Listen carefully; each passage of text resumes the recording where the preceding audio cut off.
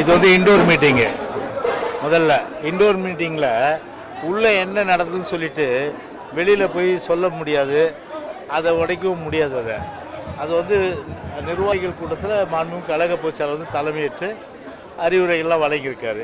பொதுவாகவே பார்த்திங்கன்னா நடைபெற்று முடிந்த அந்த நாடாளுமன்ற தேர்தல் அது குறித்து, அதே போன்று எதிர்வர இருக்கின்ற ஒரு சட்டமன்ற தேர்தல் 2026 அதை நாம் வந்து எதிர்கொள்வது. ஏன்னா இந்த இரண்டு விஷயங்களில் வந்து நல்ல ஒரு ஆக்கப்பூர்வமான அந்த கருத்துக்கள் கழக சகோதரர்கள் குறிப்பாக வந்து நிர்வாகிகளில் வந்து அந்த கருத்துக்களை சொன்னாங்க.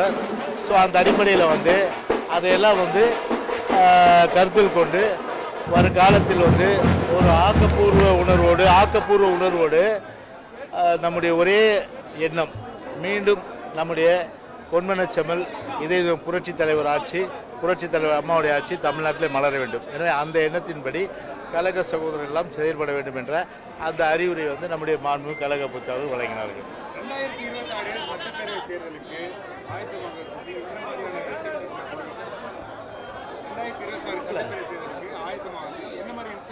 இல்லை, இப்போது நிறைய செஞ்சுருக்கோம். குறிப்பாக நம்முடைய இதய புரட்சி தலைவர் அம்மாவுடைய அரசியலும் சரி, அதே போன்று அம்மா மறைவுக்கு பிறகு மாண்புமிகு கழக பொதுச்செயலாளர் அவர்கள் வந்து அம்மாவுடைய அரசு அன்றைக்கு வழிநடத்திய சூழ்நிலையில் நிறைய திட்டங்கள் நம்ம வந்து கொண்டு வந்தோம். அதெல்லாம் வந்து மக்களிடத்தில் நம்ம வந்து எடுத்து சொல்லணும் முதல்ல. ரெண்டாவது, இந்த ஆட்சியில் திமுக ஆட்சியில் பொறுத்தவரை பெரிய அளவுக்கு வந்து மக்களுடைய கடுமையான அதிருப்தி இருக்குது. அந்த அதிருப்தி வந்து மக்கள் மத்தியில் கொண்டு போய் சேர்க்க வேண்டியது நம்முடைய ஒவ்வொருத்தருடைய கடமை. குறிப்பாக சட்ட ஒழுங்கு மோசம், போதை கலாச்சாரங்கள் வந்து பெருமளவில் வந்து அது வந்து பரவிடுச்சு. அப்படி பரவிய ஒரு சூழ்நிலையில் அதை வந்து நான் மக்களிடத்தில் எடுத்து சொல்லணும். ரெண்டாவது, அம்மாவுடைய திட்டங்கள் எல்லாம் முழுமையான அளவுக்கு வந்து பார்த்தினா எல்லாமே வந்து மூடு விழா செய்கிற ஒரு நிகழ்வுகள். அதே போன்று இளைஞருக்கு மாணவ மாணவர்கள் லேப்டாப்பு, அப்புறம் தாலிக்கு தங்கம், இதெல்லாம் உன்னதமான திட்டம் வந்து அம்மாவுடைய அரசில் அன்றைக்கி கொண்டு வந்ததெல்லாம், அதே போல் அந்த எடப்பாடி ஆட்சி காலத்தில் கொண்டு வந்ததெல்லாம் மக்கள் மத்தியில் சேர்ப்பதன் மூலம்தான். ஒரு அடிப்படையான ஒரு குடிமகன் என்ன எதிர்பார்ப்பாங்க? இரண்டு விஷயங்கள். ஒன்று வந்து பார்த்திங்கன்னா சட்டம் ஒழுங்கு நல்லா இருக்கணும், அதாவது ஒரு நிம்மதியான அமைதியான வாழ்க்கை, அதில் ஃபெயிலியர் டிஎம்கே கவர்மெண்ட்டு. இன்னொன்று என்ன, அடிப்படை கட்டமைப்பு வசதி, அதுவும் வந்து ஃபெயிலியர். இன்னொன்று பார்த்தா ஆட்சி வருவதற்கு முன்பாக ஒரு பேச்சு, ஆட்சிக்கு வந்த பிறகு ஒரு பேச்சு. மின்சார கட்டணத்தை 2 மாதத்துக்கு ஒரு தடவை வந்து 1 மாதம் ஆக்கினாங்க. ஆனால் மின் கட்டணத்தை 3 முறை ஏற்றிட்டாங்க. அதுக்கப்புறம் சொத்து வரி ஏற்றிட்டாங்க. அதுக்கப்புறம் இது வீட்டு வரி உயர்வு ஏற்றிட்டாங்க. பால் விலை உயர்வு ஏற்றிட்டாங்க. இப்போ சென்னை மாநகராட்சி தொழில் வரியும் ஏற்றியாச்சு. அதே போல் மத்திய அரசு ஒரு பக்கம் வந்து பட்ஜெட்டில் தமிழ்நாட்டுக்கு ஒன்றும் பண்ணல, திமுக அதை கேட்கவும் தவறிச்சு. அதை பற்றி வந்து ஸ்டாலினை பொறுத்தவரை நேரடியாக போய் எந்தவித அழுத்தம் கொடுக்கல. அது வந்து முழுமையான அளவுக்கு பார்த்திங்கன்னா வந்து அவங்க வந்து பிஜேபிக்கு ஜால்ரா போடுறவங்க தான் இன்றைக்கி வந்து சும்மா மேலுக்குனாலும் இல்லைன்னா ஏன் வந்து பார்த்திங்கன்னா வந்து ஒரு பெரிய அளவுக்கு தொழிலதிபர் வந்து ஒரு முதலமைச்சருடைய மருமகனை சந்திச்சுட்டு போகிறாருன்னா அப்போ என்ன ஒரு ரகசிய உறவு வந்து பிஜேபிக்கும் டிஎம்கேக்கு இருக்குது, அதானே வெளிப்படுத்துது. அதனால் இவர் நிதி ஆயோக் கூட்டத்துக்கு இவர் என்ன பண்ணியிருக்கணும், அங்கே போய் கடுமையான எதிர்ப்பு தெரிவிச்சிருக்கணும் இல்லையா? அதுதானே ஒரு முறை. அதாவது எங்கள் தமிழ்நாட்டுக்கு ஒன்றும் தரல, நீங்கள் இந்த நிதி ஆயோக் கூட்டத்தை நான் முழுமையாக புறக்கணிக்கிறேன், இதனால் இந்த நிதி ஆயோக் கூட்டத்துன்றது ஒரு சார்பு தன்மை நடக்குது, மத்திய அரசு ஒரு சார்பு தன்மை நடக்குது, எங்களுடைய கருத்தை நாங்கள் பதிவு வைக்கிறோம், முழுமையாக நாங்கள் எதிர்க்கிறோம் அப்படின்னு சொல்லி விடணும். இங்கேருந்து சும்மா அறிக்கை கொடுத்துட்டு நான் போக மாட்டேன்னா இது வந்து குழந்தை செய்கிற மாதிரி தான் இருக்குது, குழந்தை அடம் பிடிக்கிற மாதிரி தான் இருக்குது. இது அரசியல்வாதி அடம் பிடிக்க, அரசியல்வாதினா அந்த ஒரு உணர்வு இருக்கணும், உத்தியோகம் இருக்கணும், வேகம் இருக்கணும், அது சுத்தமாக கிடையாது. ரெண்டாவது இப்போ நீங்கள் ஒன்று பார்க்கணும். நீங்கள் ரெண்டாவது ஒரு விஷயம், இப்போ அதாவது வந்து இந்த டிஎம்கே கவர்மெண்ட் பொறுத்தவரையில் பொறுப்பேற்ற பிறகு எத்தனை கொலைகள் பாருங்க.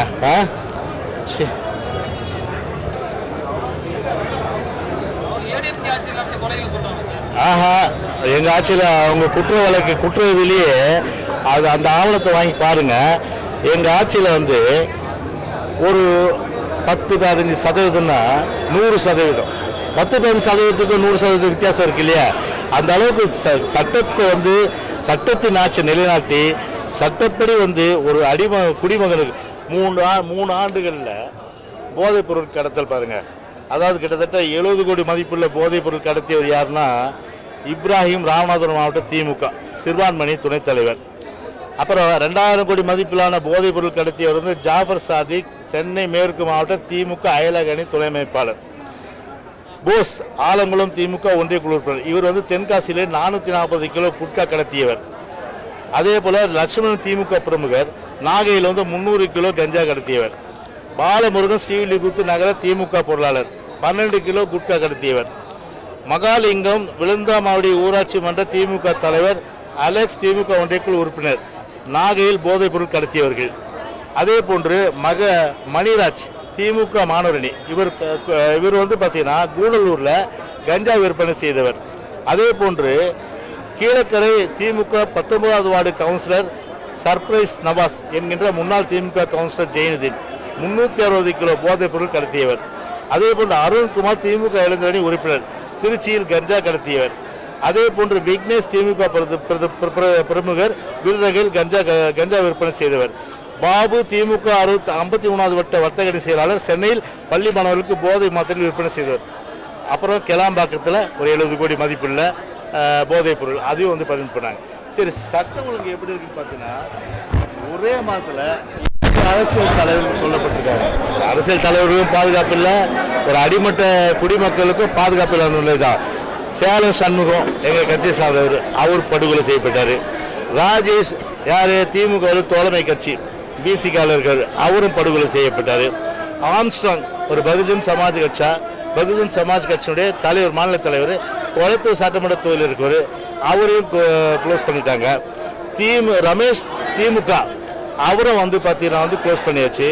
பாலசுப்ரமணியம், நாம் தமிழர் கட்சி, அவரும் வந்து படுகொலை செய்யப்பட்டிருக்காரு. பத்மநாதன் வந்து எங்கள் கட்சி சார்ந்தவர், அவரை படுகொலை செஞ்சுட்ருக்காங்க. செல்வகுமார் வந்து பாரதிய ஜனதா கட்சி, அவரும் படுகொலை செஞ்சிட்ருக்காங்க. ஜாக்சன், காங்கிரஸ், அவரும் படுகொலை செஞ்சிட்ருக்காங்க. தவிர வந்து திருநெல்வேலியில் இன்னும் வந்து ஒரு மாவட்ட தலைவர் ஜெயக்குமாருடைய கொலையில் குற்றவாளி கூட கண்டுபிடிக்க முடியும். இப்படி ஒரு அரசியல் தலைவர்கள் படுகொலை, ஆணவ படுகொலை எல்லாம் அதிகமாகிடுச்சு இன்னைக்கு. அதை வந்து கண்ட்ரோல் பண்ணுறதுக்கு, அதை கட்டுப்படுத்துவதற்கு முழுமையாக காவல்துறையை வந்து செயல்பட விட்டு நடவடிக்கை இந்த விடியாத அரசு, ஒரு பொம்மை முதலமைச்சராக இருக்கிற ஸ்டாலின் செய்யலை. ஒரு பக்கம் படுகொலைகள், ஒரு பக்கம் சட்ட ஒழுங்கு கெட்டு சீரழிந்து ஆணவ படுகொலை, இன்னொரு பக்கம் பார்த்தீங்கன்னா வந்து கஞ்சா போதைப் பொருட்கள் எல்லாம் வந்து சர்வசாதாரணமாக திமுகவே அவர்களை சார்ந்தவர்கள் வந்து கடத்துறது.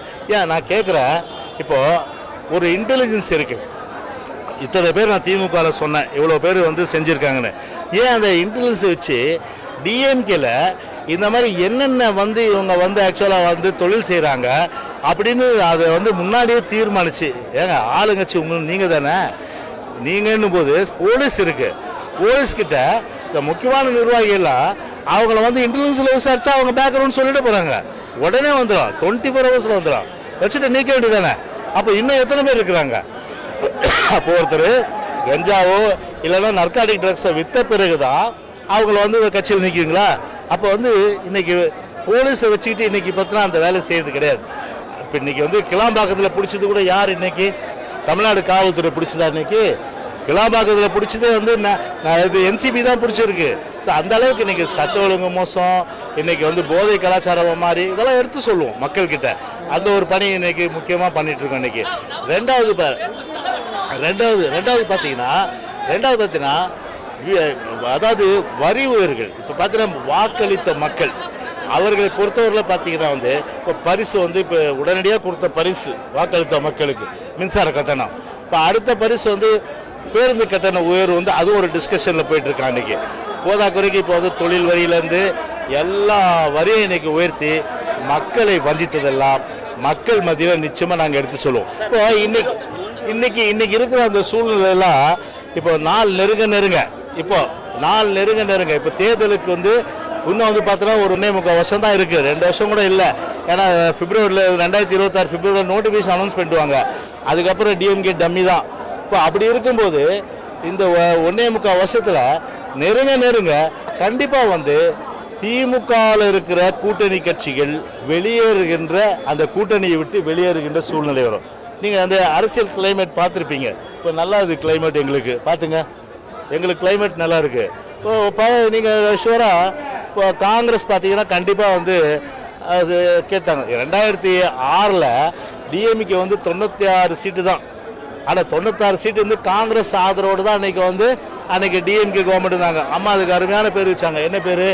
மைனாரிட்டி கவர்மெண்ட் வச்சாங்க. மைனாரிட்டி கவர்மெண்ட்டுன்னு. அப்போது கூட அவங்க வந்து பங்கு கேட்கல. ஆனால் இப்போ என்ன சொல்லிட்டாங்க, கூட்டணியில் நாங்கள் வரணும்னா பங்கு கொடு, ஆட்சியிலே பங்கு கொடு. கொடி பிடிக்க ஆரம்பிச்சிட்டாங்களா, கிளம்பி வந்துட்டாங்களா ஒன்று. இப்போ அடுத்தது இப்போ கம்யூனிஸ்டுகள் இதுவரையில் பார்த்தீங்கன்னா வாய் மூடி மௌனமாக இருந்தாங்க. இப்போ வந்து போராட ஆரம்பிச்சிட்டாங்க. அவங்கள என்ன பண்ணிட்டாங்க, எதிர்ப்பாக கொடி பிடிக்க ஆரம்பிச்சிட்டாங்களா, பிடிச்சிட்டாங்க. ஸோ அவங்க வர்றதுக்கு வாய்ப்புகள் நிறைய இருக்குது, அந்த கூட்டணி விட்டு வெளியேறதுக்கு. அடுத்தது விசிகா, அடுத்து ஆதிதிராவிட மக்களுக்கு ஒரு பாதுகாப்பு இல்லாத சூழ்நிலை தமிழ்நாட்டில் இருக்குன்னு சொல்லிட்டு அவ்வளோ தெளிவாக விசிகா இன்னைக்கு சொல்லியிருக்கு. ஸோ அவங்களும் எல்லாமே வந்து கூட்டணி விட்டு வெளியேற்றிட்டு. அதனால் அதாவது தேர்தலுக்கு நாள் நெருங்க அந்த கூட்டணியில் விரிசல் ஏற்பட்டு திமுக அம்போகதி என்று நிற்கின்ற ஒரு நிலை நிச்சயமாக 2026 வரும்.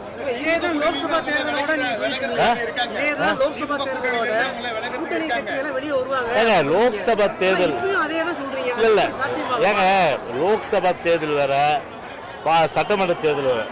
சட்டமன்ற தேர்தல் வரும்போது கண்டிப்பா பாத்தீங்கன்னா மக்களுடைய மனநிலை பத்தில மீண்டும் அம்மாவுடைய அரசு தமிழ்நாட்டில் வரணும்னு தான் எதிர்பார்ப்பாங்க. ஸோ அப்படி வரும்போது இவ்வளோ பிரச்சனைகள் இருக்குது. சட்ட ஒழுங்கு போச்சு, போதைப் பொருள் போச்சு, அம்மாவுடைய ஸ்கீம் நிறுத்தியாச்சு, அது விலைவாசி உயர்ந்து போச்சு, வரிகள் உயர்ந்து போச்சு. இவ்வளோ கஷ்டப்படும் போது எப்படி திமுக ஓட்டு போட மாட்டாங்க. அப்போது இங்கே வந்து திமுக வர்சஸ் தான் வரும். திமுக வர்சஸ் தான் வரும். அப்படி இருக்கும்போது திமுக பிடிக்கலன்னு எப்படி எங்கே போடுவாங்க? திமுக போடுவாங்க. அப்போ திமுக நோக்கி தான் எல்லா கட்சிகளும் வரும். இது ஒரு பேசிக், இது அடிப்படையான விஷயம். இது வந்து ஒரு அடிப்படையான விஷயம் தான் நான் இங்கே சொல்கிறேன். நான்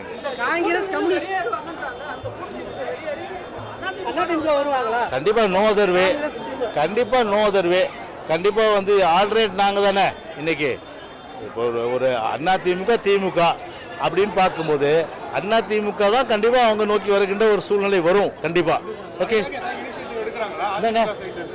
ஏங்க என்ன அது நாங்கள் வந்து போயிட்டு யாரையும் கெஞ்சுற அவசியம் எங்களுக்கு கிடையாது. ஆனால் காலம் நிர்ணயிக்கும். அந்த காலம் நிர்ணயிக்கும் போது நான் சொன்னதெல்லாம் நடக்கும். ஓகே, ஜோசியர் நினைச்சல வந்து கண்டிப்பாக நடக்கும். 2024 தேர்தலுக்கு 26 தேர்தலுக்கு முன்னோட்டமா வர டிசம்பர்ல உள்ளாட்சி தேர்தல் நடக்க போகுது. ஆமா, ஊரக உள்ளாட்சி தேர்தல்.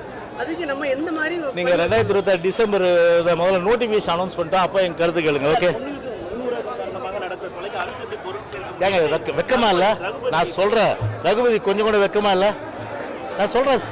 ஒரு சட்ட அமைச்சர், ஒரு முதலமைச்சர் தான் வந்து நாட்டில் என்ன நடக்குது தெரியாம இருக்காரு. அவருக்கு என்ன நடக்குதுன்னு தெரியல. ஒரு சட்ட அமைச்சர் கூட அப்படிதான் வந்து ஒரு பொம்மையா ஒரு மூலமலைங்க இருக்காரா? ஏங்க இன்டெலிஜென்ஸ் என்ன பண்ணுது? இன்டெலிஜென்ஸ் வந்து ஒரு பெட்டிஷன் ஒரு போலீஸ் ஸ்டேஷனில் கொடுக்குறாங்க. இந்த மாதிரி இந்த எனக்கு வந்து இன்னாரால் ஏ போய் பிஆல எனக்கு பிரச்சனை வருன்றாரு. அப்போது இது வந்து முன்னுரிமை இருக்கலாம். முன்னுரிமை இருக்கும்போது ஏ வந்து பிஆல தனக்கு ஆபத்து வரும்னு சொல்லும்போது அப்போது அந்த ஸ்டேஷனில் இருக்கிற ஒவ்வொரு ஸ்டேஷனுக்கு ஐஎஸ் உண்டு, இன்டெலிஜென்ஸ் செக்ஷன் உண்டு. அது இன்டெலிஜென்ஸ் செக்ஷன் என்ன பண்ணோம்? அப்போ பி அலர்ட் பண்ணோம். இந்த மாதிரி உங்களுக்கு வந்து ஆபத்து இருக்குது, நீங்கள் வந்து போலீஸ் ப்ரொடெக்ஷன் கேளுங்க. அதுதானே வந்து ஒரு அரசு செய்ய வேண்டியது. சும்மா வந்து பார்த்தீங்கன்னா ஒரு தனிப்பட்ட விரோதம் சொல்லிட்டு போயிட்டு அப்புறம் நீங்கள் எதுக்கு அப்புறம் நீங்கள் ஆட்சியில் எதுக்கு நீங்கள் ஆட்சி விட்டு போயிடுங்க. தனிப்பட்ட விரோதம் எல்லாம் வந்து பார்த்தீங்கன்னா ஒரு காவல்துறை தானே விசாரிக்கணும்.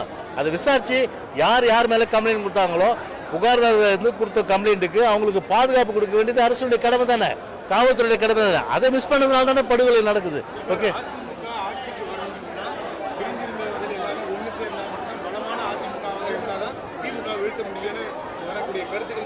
இல்லை இது ஏற்கனவே பொதுச்சாளர் பொறுத்தவரை தெளிவாக சொல்லிட்டாரு. எனவே திரும்ப அதற்குள்ளே நான் போக விரும்பலை. அதனால் எப்போவும் நீங்கள் ஒன்று கேளுங்க, நாட்டில் எவ்வளோ பிரச்சனைகள் இருக்குது. சட்ட ஒழுங்கு பிரச்சனை இருக்குது, விலைவாசி உயர்ந்திருக்கு, அடிமட்ட தொண்டர்கள்லாம் அடிமட்ட மக்கள்லாம் கஷ்டப்படுறாங்க, நடுத்தர மக்கள் கஷ்டப்படுறாங்க. இப்படி எல்லாமே இன்னைக்கு இந்த ஆட்சி எப்போ தொலைணும்னு எதிர்பார்த்துட்டு நிலையில் அதை கேள்விக்கு விழுங்க எப்போ வேணாலும். ஓகே.